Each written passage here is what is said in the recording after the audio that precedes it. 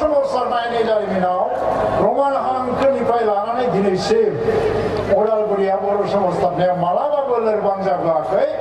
जेब्लायबो गोख्रों जाबोदों गोख्रोङैनो दं गोख्रोङै थाबोदों बे जिल्लानिफ्राय बियुराम बर' जोनोम जादोंमोन बे जिल्लानिफ्रायनो जा आदा खरेनबो दङ बालिराम बर' दं दा नै रन्जन दैमारि गबिन्द बसुमतारी धीरेन बर' सोरबा थैनानै थांबाय सोरबा थांनानै दं सोरबा जोंजों गावस्रानानै थांबाय सोरबा जोंजों दं थेवबाबो रायखांनांगोन आरो बे दुलाराय बर' आइजो मोनसे आफाद होननाय मोनसे आफाद जे दंमोन बिनि गिबि गायसनगिरि गाहाय नेहाथारि कनिका दैमारियाबो बे उदालगुरि जिल्लानि दा बे दैदेननायाव बर' आन्दलनखौ दैदेननायाव बे ओनसोलनिफ्रायनो बिराद गिदिर गिदिर नेताफोर जोनोम जालांबाय गिदिर गिदिर दैदेनगिरि रायजोफोर आं मोनसे खोथा बुंबाय थायो आन्दलनकारिफोरनि आगाना गावनो गाव सिगांलांबाय थायोनो मालायखौ नेनानै बिसोर आगान सुरा आन्दलनकारिफोरनि आगानखौ उनसंनानैसो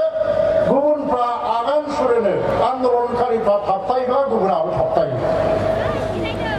ओंखायनो जोङो मालायनि आगानखौ नेनानै थानायनि बाथ्रा गैया जों आवगायलांनांगोन जिबनाव आं सासे मानसि हारसिङै मानसि हिसाबै नायोबा जिबनाव आं खेबब्रै खेबबा इलेक्सन जेनबाय गेलेनानै आरो इलेक्सन जेननायनि थाखाय आंखौ लाजि फोनाङो फेसबुकआव टुइटाराव वाट्सएपआव दा बेरेफोन जाने सिखारनानै मेगनखौनो खेवस्लाबनो मोना आङो फेसबुक नायो आङो बेनिफ्राय मा होनो बारे बारे इलेक्सन जेनबाय थानानैबो लाजिनो रोङालै बे गिदिर गिदिर खोथा बुंनो होननानै आंखौ बेसेबां लाजि फोनाङो आं सानो बैबादि मानसिफोरखौ आं इलेक्सनखौ गेलेदोंबा मोनसे संग्रामनि बाहागो हिसाबै गेलेबोदों आं जेनदोंबा संग्रामि शक्तियानो जेननाय जादों आं देरहायोबा संग्रामि शक्तिया देरहानाय जागौमोन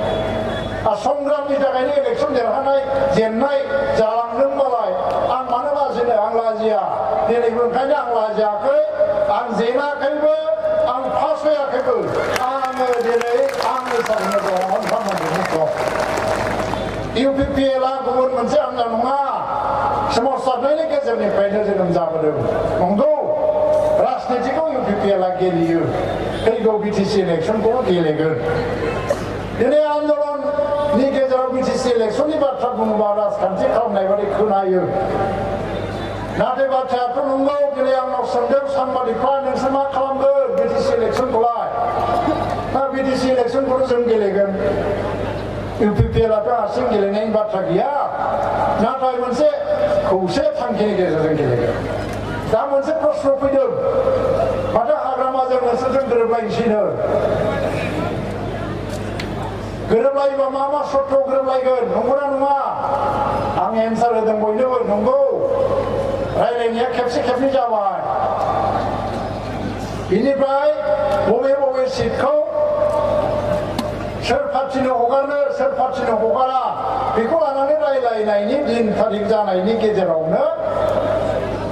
माबा माबि घटना जालांबाय जों बर'नि गेजेराव गावस्रा गावसि गोदानै दा बेखौ लानानै रायलायनाय जाफिनाखै दिनैसिमबो जों खालि मोनसे बाथ्रायाव रायलायदोंमोन मा मोननै हान्जाजों सिट रानलायना गेलेनांगौ नाथाय बबे सिटखौ सोरनो हगारगोन बेखौ लानानै रायलायलायनाय जायाखै दाबो खैथा सिटखौ सोरनो हगारगोन खैथा सिटखौ सोरनो हगारा जों इउपिपिएलआ बुंदों समान मर्यादा रायलायनानै इलेक्सनखौ गेलेनांगोन समान समान सिट रानलायनांगोन नोंसोरबो समान जोंबो समान 40थायाव खावसे खावसे होनबासो गोरोबलायनानै गेलेलायनो हागोन जोंना बाथ्रा बे स्पष्ट थाव साংবাদিকफोरनोबो बुंदों बे उदालगुरियावबो इउपिपिएलआ सिट मोननांगोन बाक्सायावबो मोननांगोन ना ओमफ्राय चिराङावबो मोननांगोन क'क्राझारावबो मोननांगोन ना इउपिपिएलआ उदालगुरियाव मोनाबाबो जागोन नामा जानायथ' नङा नांथारगोन उदालगुरियावबो दा बिदिबा गोरोबलायनानै थांनो हागौ दा बेवहायनो बिराद माबा माबि खोथा ओंखारदों आंनो माबा रायजो सभानि बेबा सिट जासिलाबायदों पेपाराव ओंखारदों इउजि ब्रह्मखौ रायजो सभायाव एमपि खालामसै नाङाथ' बुङाखै जोङो जिहेतु गोरोबलायनानैनो इलेक्सनखौ गेलेनो सानलायदोंबा नाङाखौ मालाय मानोथो बुंनो नाथाय जों बुंदों मा रायजो सभानि सिटखौ इउजि ब्रह्मनो नाम सुनानै जासिनो नाङा सोमावसारग्रा हान्जानोसो जासिनांगौ रायजो सभा सिटखौ सोमावसारग्रा हान्जानो हगारनाय जानोसै होननानै बुं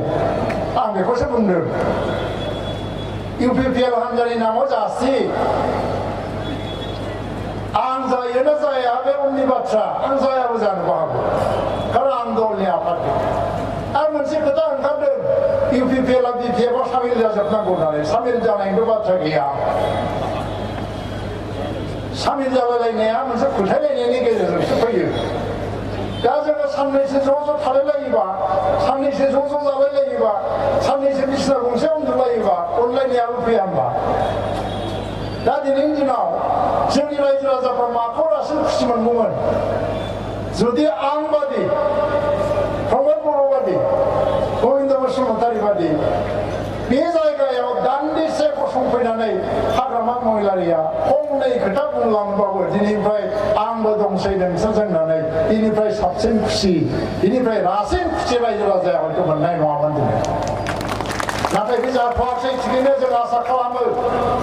आरो गोरोबलायनायखौ जोङो हेंथा होआखै सिट रानलायनानै गोरोबलायनानै गेलेनाया जाथों जों बेयाव दंगासिनो दं रायलायनाया खिन्थु दाबो जायाखै मोजाङै जों ओंखायनो बेखौ क्लियारिफिकेसन होबाय रायजोफोर जोङो उल्टां उल्टां बुंलायनो नाङा आजिखालि आन्दलनाथ' सेंग्रा गोरलै गोरलैफ्रा सेंग्रा जोलैफ्रा माबा फेसबुकआवसो बांसिन खालामो आरो बै फेसबुकआव आन्दलन खालामग्राफोर सेंग्राफोर दिनै फैदोंना फैयाखैथाय नागिरबा मोनाखै आं जोंखौथ' मा होनो बे फेसबुकनि आन्दलनकारिफोरालाय बे इउजि ब्रह्मआ गैलालै लोरबां जाबाय जाला बेजों जेबो जानाय नंला जोंनो दायथ' लानांसिगोन दा बे मानसिखौ नागिरबायबाबो नुवा आङो मानसिखौ बिसोरो बे खाथियावबो फैया आं बेनिफ्राय गाबोन मा बुंलायगोन बेवहाय फेसबुक नायनोसैलाय आं मा लेक्सार होदों बेखौ नायनोसै खोनासंसै थांखायो आरो बेवहाय फ्र लेक्सार होनोसैलाय बे माने इउजि ब्रह्मआ गादि लबि माबा लबि गबिन्द बसुमतारीमोनखौ एसे बुंनो गिदबो दाबो बारा बुङा प्रमदखौबो गियोमोन खिन्थु प्रमदखौ एसे बुंग्रा जाबाय दाना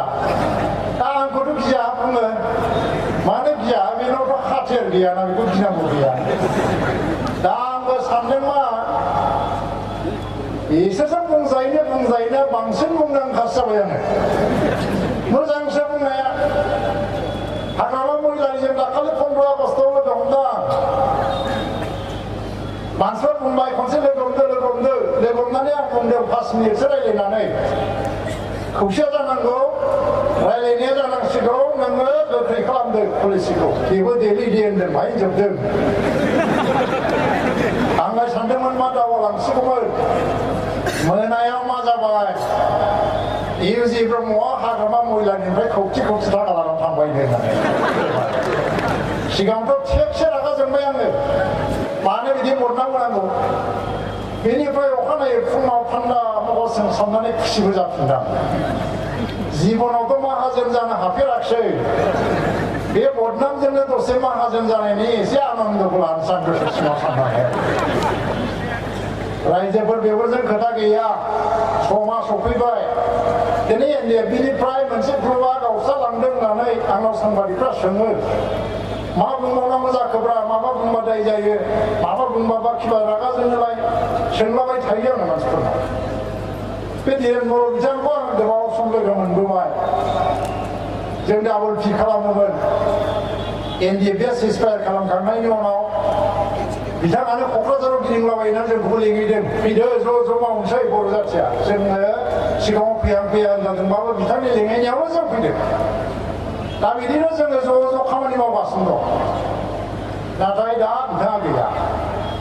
जों फैबाय बिथाङा गैया दा बेनिफ्राय माबा माबि बुंलाबायदों दा बिरादनो ससियेल मिडियाफ्राव साफा सानै बिराद माबालायनो 3 मासनाव सुथि आनस्लायनो माबा आनस्लायनो भारत सरकारा बुंदों बिथां गबिन्द बसुमतारीमोन प्रमद बर'मोननि थिनहरनायाव गोबां खेब आङो भारतआव दिल्लीयाव थांनानै सोरबा हम सेक्रेटारिजों रायज्लायखांबाय फंसे बाथ्राया स्पष्ट रायजोफोर जाय दिन सुक्तिया जागोन ओइ दिन एनडिएफ बिनि गासैबो ग्रुपआ ज' फैनानै सुक्तियाव सहि होआगौ माने भारत सरकारा रावजोंबो आलदा सुक्ति खालामा स्पष्ट खोथा आरो बिदिनो थुख्रा मोननै मोनथामसो हान्जा गावस्रालांबावनांगौबा एनडिएफ बिया आरो गिनायबो नंलिया जोबनायाव नाथांख्रियाव सिलाया थुनानै बेयाव सयोबा होदो होआबा मुस्किल दं होननानैसो सिगैगोन जोबनायाव द्राफ्टखौ गावसोरसो बानायगोन जोंबो हानाय नङा दा रावहाबो लाब जानाय नङा जिहेतु एसे थान्दा मगजजोंनो सानलायलायनानै जों बिथांमोनखौबो लोगो मोनफिनलायनायखौ लुबैयो गावस्रा गावस्रिखौ जों लुबैया आरो राजनितियावबो दाबो आंखौ बदनाम होयो बे बिजि ब्रह्मआ एसे खेंख्रा मानसिया नुनायावसो सादा सिदा गोसोआ खेंख्रा होननानै बिराद रायलायो आंखौ जानोबो हागौ मा थिग दं मानसिनि गोसोखौथ' रावखौबो हमनो हाया नङाना नङा होमबा सोर सिदा सोर खेंख्रा खिन्थु खोथाया जाहैबाय आं मा थांखि लादों बिसोर आंनि गोसोआ जेखि साना थांखिया मा थांखिया जोंना जाबाय मा जुदि समान समान सेट रानलायलायनानै खौसे गेलेलांनायनि थाखाय बिपिएफआबो राजि जायोबा हाग्रामायाबो राजि जायोबा इउपिपिएलआबो राजि आरो नबसरनिया होननाय राजनैतिक दलखौ जों जागायजेननायावनो एखेबारे सेस खालामनो हायो जों ज' आंहा स्पष्ट बाथ्रा सोमावसारनाया जेननाय गैया रायजोफोर अरुणा रय होननाय सासे बिराद गिदिर लिरगिरि समाज सिबियारि भारतनि सासे सानसुमै सासे हिनजाव जों उपेन ब्रह्मनि बान्था होदोंमोन गुवाहाटियाव फैनानै बे लेक्सार होदों आन्दलना माला जोबो जेब्ला आन्दलनकारिफ्रा गोसो बायो आरो जेब्ला आन्दलनकारिफ्रा गोसो बाया अब्ला बे आन्दलनखौ लावथिजों सिलाइजों जेसेबांखि बुख्रेबनो नाजाया मानो बे आन्दलना जाफुंगोन कि जाफुंगोन दिनै जों गोसो बायनो मोननाय नङा इतिहासाव जाय आन्दलनकारिया जीवन दान होनानैबो बाया मोजोमा गिया फासया सिगां लांनायनि थाखाय थिरांथा लानानै जाय जाथिया जाय समाजा आवगायबोयो बेबायदि आन्दलनखौ दुनियानि खुनु शक्तिया फोजोबनो हाफेराखै हानायबो नङा आरो बे थांखिखौ लानानैसो आवगायलांनांगोन दा बावला आं सानो जों जुदि मोजाङै सानै उफाय आवगायलाङोबा भारत सरकारा बे 5 बोसोरनि गेजेराव हयतोबा बेसेबां सम लाबावो बे आलादा बाथ्रा खिन्थु मोनसे डिसिसन लानो गोनां जागोन नाथाय राजनितिक हान्जा गावनायखौ भारत सरकारा जेबो साना बे आन्दलनखौ दुर्बलबो खालामा नाथाय आन्दलनकारि संगठननि गेजेरावनो लेथेर फेथेर जायोबा बे आन्दलनखौ लोरबां खालामगोन दिनै आं बिजि ब्रह्मआ सासे हारसिं मानसिसो आं जुदि सोरनिबा आन्दलननि हेंथा खामानि मावदोंबा आंखौ एक्सपेक्ट खालामा आउट खालामा आं हारसिं जेबो खालामनो हाया आंखौ लानानै गिनांगौबो गैया बिदिनो सोरबा एराव हारसिं मानसिसो बेखौ होखार बेखौ साजा हो बे जेबो खालामनो हाया आं जुदि हेंथा मावदोंबा नाथाय संगठनफ्रा आफादैनो थुब्ला गावोबा सोमावसारनाया दुर्बल जायो बे बिथिंखौ नोजोर होनानै बयबो आवगायबोनांगोन दिनै भारतआ गोदान रायजो जागासिनो दं मोनसेबो जायाखै गाबोन समफोर मा जागोन दिनै बे आसामनि नेताफ्रा मा बुंदों आसामनि नेताफ्रा आन्दलना बिदि जाबाय थायोबा माबोरै कन्ट्रल खालामगोन